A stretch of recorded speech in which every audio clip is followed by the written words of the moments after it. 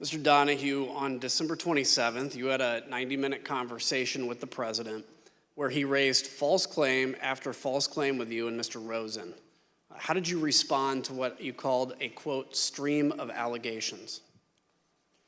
The December 27th conversation was, in my mind, an escalation of the earlier conversations. As the former acting AG indicated, there were a lot of communications that preceded that. As we got later in the month of December, the president's entreaties became more urgent. He became more adamant that we weren't doing our job. We need to step up and do our job.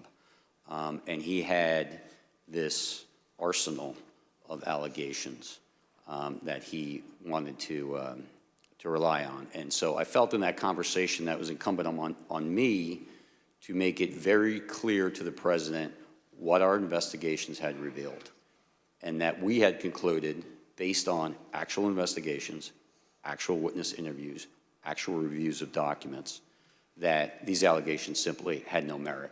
And I wanted to try to cut through the noise, because it was clear to us that there were a lot of people whispering in his ear, feeding him these conspiracy theories and allegations. And I felt that being very blunt in that conversation might help make it clear to the president that these allegations were simply not true. And so as he went through them in what for me was a 90-minute conversation or so, and what for the former acting AG was a 2-hour conversation, as the president went through them, I went piece by piece to say, no, that's false, that is not true, and to correct him really in a serial fashion as he moved from one theory to another. Can you give me an example of one or two of those theories?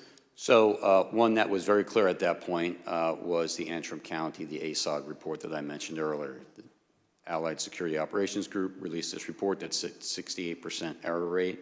There was, in fact, in Antrim County, a hand recount. Had nothing to do with the department. The department did not request that. That was pursuant to litigation brought by other parties, but there was a hand recount. So they were able to compare the hand recount to what the machines had reported. And for the ballots that were actually counted by the machine, more than 15,000, there was one error, one ballot. And I did a quick calculation and came up with 0.0063% error rate, which is well within tolerance. And so I made it very clear to the president, because he was so fixated on the ASOG report in the December 15th conversation, that in fact, our investigation revealed that the error rate was 0.0063%. So that, Mr. President's example of what people are telling you that is not true, and that you cannot and should not be relying on. So that was one very explicit one, and I think you see that reflected in my notes. We went through a series of others. The truck driver who claimed to have moved an entire tractor-trailer of ballots from New York to Pennsylvania, that was also incorrect. We did an investigation where the FBI interviewed witnesses at the front end and the back end of that trailer's transit from New York to Pennsylvania. We looked at loading manifests. We interviewed witnesses, including, of course, the driver, and we knew it wasn't true. Whether the driver believed it or not was never clear to me, but it was just not true.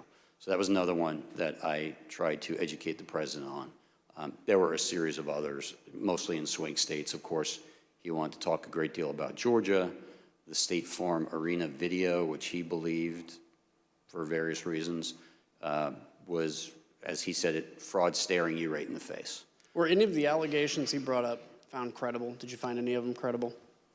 No. So during this conversation, did you take handwritten notes directly quoting the president? I did, and to make it clear, Attorney General Rosen called me on my government cell phone, said he'd been on the phone with the president for some time. The president had a lot of these allegations. I was better versed in what the department had done just because I had closer contact with the investigations, and the AG asked me to get on the call. Of course, I agreed. And I began taking notes only because at the outset the president made an allegation I had not heard. I'd heard many of these things. I knew many of them were investigated. But when the president, at least when I came to the conversation, when he began speaking, he brought up an allegation I was completely unaware of. And of course that concerned us. So I simply reached out and grabbed a notepad off my wife's nightstand and a pen, and I started jotting it down. That had to do with an allegation that more than 200,000 votes were certified in the state of Pennsylvania that were not actually cast.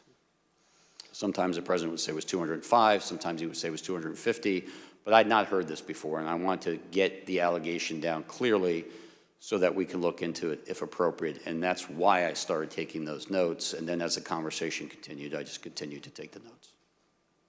Let's take a look at the notes, if we could right now. As we can see on the screen, you actually quote President Trump asking, "Where's DOJ?" just like we heard him say in his first television interview. How did you respond to that? So both the acting AG and I tried to explain to the president on this occasion and on several other occasions that the Justice Department has a very important, very specific, but very limited role in these elections. States run their elections. We are not quality control for the states. We are obviously interested in and have a mission that relates to criminal conduct in relation to federal elections. We also have related civil rights responsibilities, so we do have an important role. But the bottom line was, if a state ran their election in such a way that it was defective, that is to the state or Congress to correct. It is not for the Justice Department to step in. And I certainly understood the president as a layman, not understanding why the Justice Department didn't have at least a civil role to step in and bring suit on behalf of the American people. We tried to explain that to him. The American people do not constitute the client for the United States Justice Department. The one and only client of the United States Justice Department is the United States government. And the United States government does not have standing, as we were repeatedly told by our internal teams, OLC led by Steve Engel, as well as the Office of the Solicitor General, researched it and gave us thorough, clear opinions that we simply did not have standing. And we tried to explain that to the president on numerous occasions. Let's take a look at another one of your notes. You also noted that Mr. Rosen said to Mr. Trump, quote, "DOJ can't and won't snap its fingers and change the outcome of the election." How did the president respond to that, sir? He responded very quickly and said, essentially, that's not what I'm asking you to do. What I'm just asking you to do is just say it was corrupt and leave the rest to me and the Republican congressman. So let's now put up the notes where you quote the president.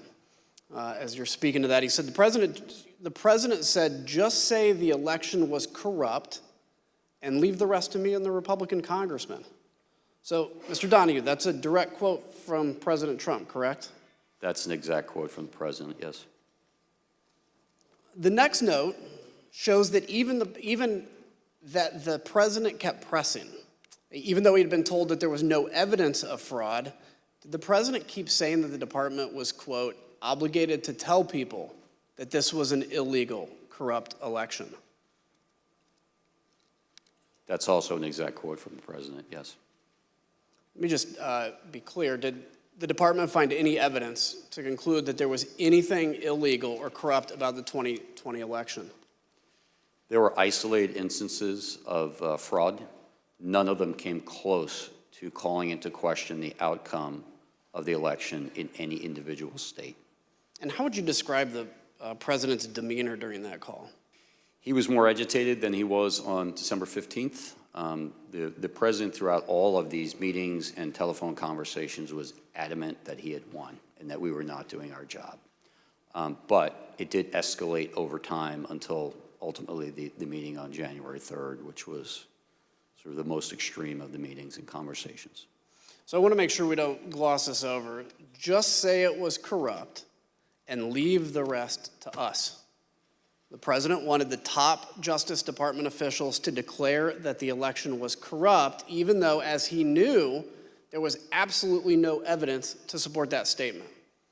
The president didn't care about actually investigating the facts. He just wanted the Department of Justice to put its stamp of approval on the lies.